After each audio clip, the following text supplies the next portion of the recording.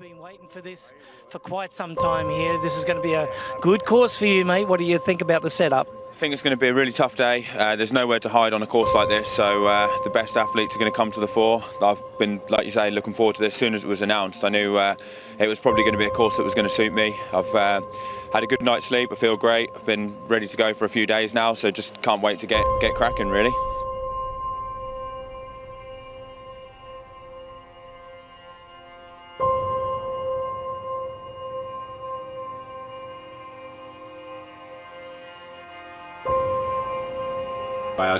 I didn't even know whether or not I was going to do the run, to be honest. I was so pissed off on the bike.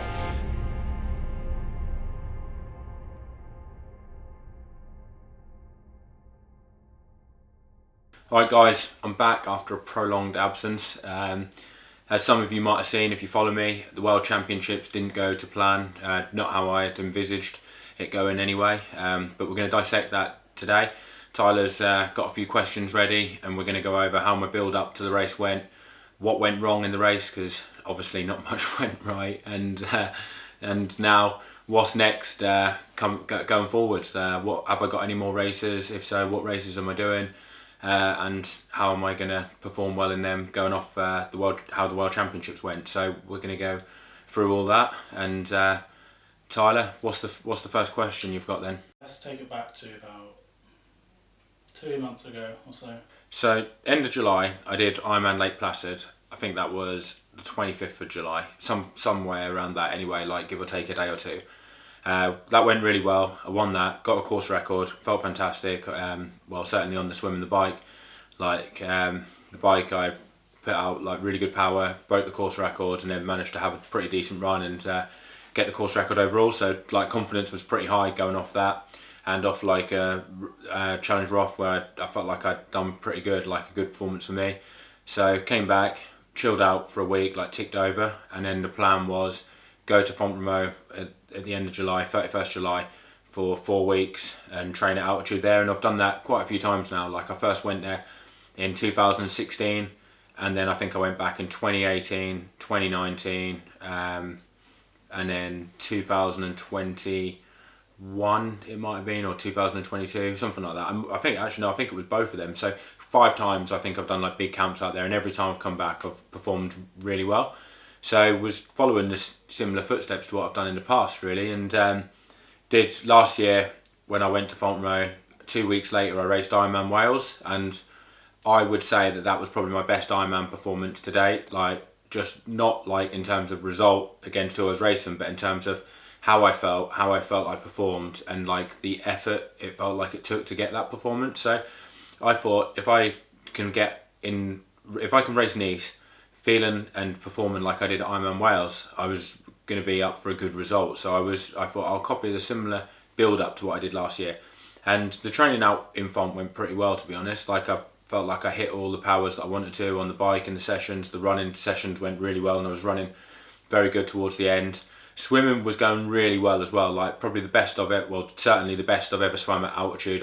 I swam long course like every single time I swam in Font-Romeu, and was hitting some really good times for me. And then came back down, did 2 weeks at sea level going into Nice, and again my swimming took an even bigger, it was a big boost coming down from altitude, like seeing the times that I was hitting. Again swimming long course, but in Antibes, so just down the road from Nice. So I was really confident with how my swim was going, certainly. The biking was going decent, like I'd done some recce's of the course and compared it to other times that I could see people had done when they'd raced Ironman Nice and done really well in performances. Like you can see on Strava the times that they've done on certain segments, like key parts of the course, for instance the big climb up the Col de l'Ecre, and the other climb on the course, you can see how long it took them to get up the climbs, and you kind of think, well, they rode really well that day, they were one of the fastest bike splits. So if I was wrecking the course and seeing what kind of powers it would take for me to go up them key segments in what I felt like was a competitive speed for how everyone else would race, and it went well, to be honest. Like in the build-ups, it was well within my capabilities. I was doing it and not having to work super hard to do it, so it all seemed like it was doable on race day. Running, I was pretty confident with the run, to be honest. Like it had been going pretty decent in training, and so there was no reason to kind of think anything else. And then basically in the lead up to the race, 3 or 4 days before, I felt really good. 4 days out, 3 days, 2 days, and then obviously the day before felt really good.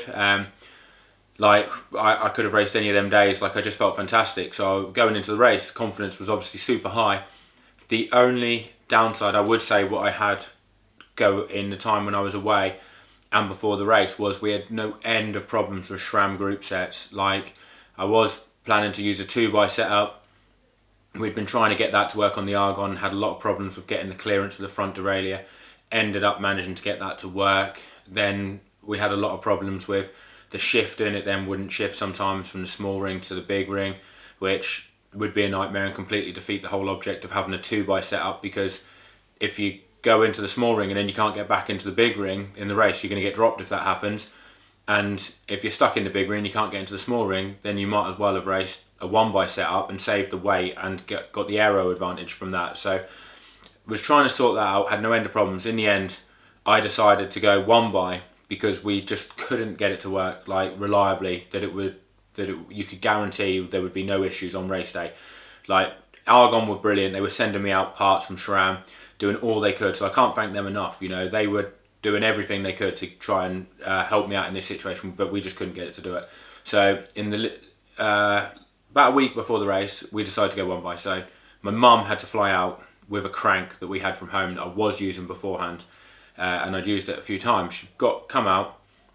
She only flew out on the Tuesday, so by the time my dad fitted it on the Wednesday, I only had the Thursday and Friday really when I could ride it. So I rode it like on I think it might have been it was the day before the race. No, I rode it 2 days before, and there was a clicking sound which was horrendous.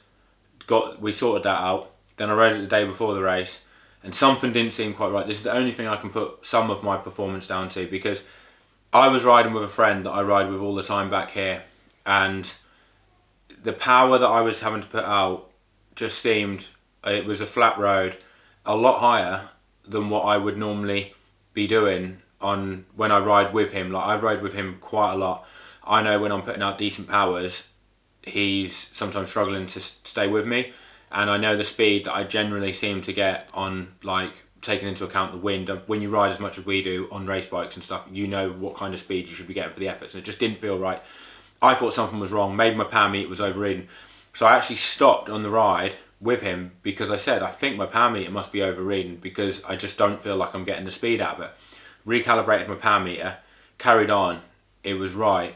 It wasn't wrong, but then there just wasn't the speed. So I came back home, got my dad to have a look at it. We thought maybe the brakes were rubbing, like they weren't rubbing.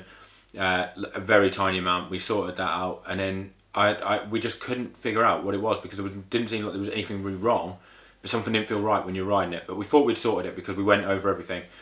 But then on race day, it felt the same thing. Obviously, I can't do anything about it in the race, but it just felt like I was putting a lot of power out, and you know, power that I know is pretty competitive, but even on the flats, I wasn't getting the speed. I felt really good myself. Like first 2 hours, my normalised power was 340 watts, but I lost like 10 minutes, something like that, maybe more than 10 minutes. And 340 watts for me is pretty decent. I know it's a World Championships, and I know other people might up their game, but the chances of 35 people up in their game, we're talking like I'm nearly in 40th place, and like I'm not really keeping up with the people around there, and I'm pushing what I felt like was decent power. So obviously my head went when we got 90, 100 Ks in, because I'm like 25 minutes down at that point, and I wasn't really feeling like that bad. Anyway, it is what it is. Like, I was so disappointed, to be honest, with the bike that we had a little look after the race, like, but then I was like going away with Laura for a bit of a holiday with Laura and Arabella. And to be honest, I was just so disappointed with the bike that we've just built up another frame that I have, and I'm not using that bike again. I'm using completely different components. Like, and I say about the cranks, I know a lot of people say, oh, maybe the crank was shot. We had like ceramic speed, like bottom brackets, ceramic speed component, like, you know, accessories there to, you know, we had the best on that bike. So I don't really know. I'm just very disappointed because I felt like I was in great form, and I don't know what I might have got, but it just didn't seem like something was up. It might not have been. It might have been me, but the power was decent and it felt good. So I don't really know. anyway, I'm drawing a line under the sand. It is what it is. It's happened. I can't go back in time. Very frustrating because I put a lot into it. And yeah, when I got out into the run, I'll just tell you about the run anyway. I didn't even know whether or not I was going to do the run, to be honest. I was so fucking pissed off on the bike. Felt really good when I was running. But to be honest, I should have had more nutrition on the bike because I did lose a bottle. But I wasn't really that, if I was racing in the race properly, obviously I would have got some more stuff at aid stations and I would have been a lot more professional with it. But when you're over 30 minutes behind, you're kind of a bit like, does it fucking matter? If I'm honest. So got to the end of the bike and was probably a bit down on the amount of calories I should have, but I felt great. But actually, you know what? I'll give this a little punt on the run. So the first 2 laps felt really good and I was running well. But I was just really low, I think, on energy. I just hit a wall and I felt terrible, to be honest. I was really cold as well, even though it was hot at this point, and just didn't feel good. Just felt pretty empty. And luckily my friends were there cheering me on and they kind of gave me a bit of a boost. And I thought, you know what? I'm not going to DNF. I've come here, loads of people are out here supporting me that have flown out from back home, like Norwich, Lowestoft, everything. And they're all out here, in the sun, baking hot, to wish me the best, and to see me do well. And also, there was so many people supporting me, cheering me on. It really did give me a boost. And I thought, I'm going to finish the race. So even though it wasn't going well, it was going shit. I didn't really want to be there. Although it was good, getting the support off everyone. But you know what I mean? When your performance is so much lower than what you are expecting, and you thought with how you felt going into it, you're kind of you want to be anywhere else. But I got it done anyway. And I finished, and I'm very pleased that I managed to get to the end. And so many people said that they were pleased to see me finish. So that's a positive, I guess. And I always kind of feel to myself, if you feel like you're going to injure yourself, then fine, DNF. If you feel ill, something like that, then you might pull out. But if you're just having a bad day and things aren't going right, I feel like it's a bit of a bad mentality to pull out, because you should have to suffer through. Really, you shouldn't have the easy option of pulling out. And I think that's what builds the motivation to go into your next race and to make you really hungry for more, because you have that experience of a shit race and things not going well, and it makes you want to overcome that, Whereas if every time it goes hard and it's not going to plan, you pull out, I don't really feel like it builds that mental strength and fortitude, that you need in an Ironman. It's kind of it wasn't going to plan, I just, canned it and sacked it off. Whereas, you should suffer through it, It's supposed to be one of the hardest one-day endurance events in the world. Sometimes it's going to bite you in the arse, and when it does, you just got to take it on the chin, and just get through it. We all have to do stuff we don't want to do, don't we, at some points in lives, and if mine's only as bad as finishing Ironman when you're not on a good day, then it's not really that bad. But anyway, that's Nice. The beer mile the next day, fantastic, absolutely incredible turnout. So definitely going to keep them going, and that was really fun. And it's good to see former pro Will Clark take the win in that 5:08. Sunk 4 pints or 4 beers and done a mile in 5:08. So hats off to that. I think I was third, in it, maybe second or third, something like that.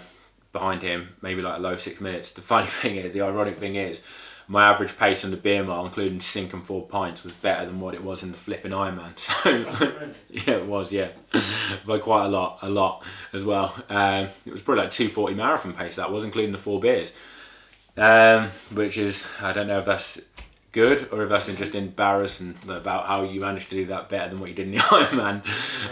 Really bad day then. Yeah, it was just one of them days that you want to forget. But next up is Ironman Florida. Went there in 2019, managed to just get the win against Ben Hoffman, which is we've had some battles, me and him, in the past. Last one was Lake Placid, actually, where he was hunting me down, and the same thing happened back in 2019 in Florida. So it's always close racing him, and I'm looking forward to that. I said to the people at the end of Nice, I said, I'm doing fucking Florida now. I'm getting an entry, and literally I knew while I was on the run course, right, I'm doing 100%, I'm doing Florida. So I'm definitely doing that.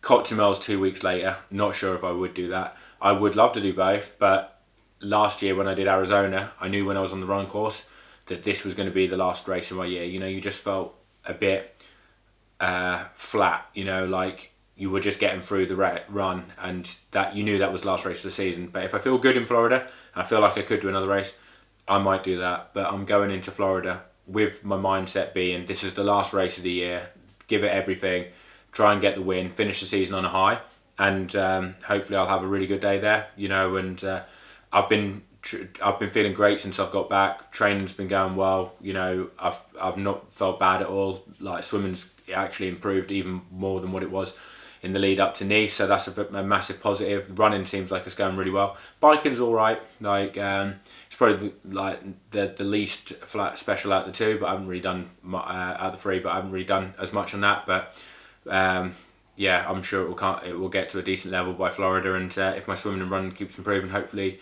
should be able to do a really good performance there. And I'm sure there's going to be a strong field because I've heard a lot of people mention that they're going to be racing in Florida. So that's a little bit about my build up, the race, and what's next. Hopefully, we'll be pumping out some videos a bit more regularly now in the lead up to Florida. It was a bit of an absence. I would have liked to have done this video a bit earlier, to be honest, but you know what it's like. Sometimes when you're sulking and you're a bit miserable after a race, the last thing you want to do is broadcast it to the world. But I'm glad I've got it off my chest anyway.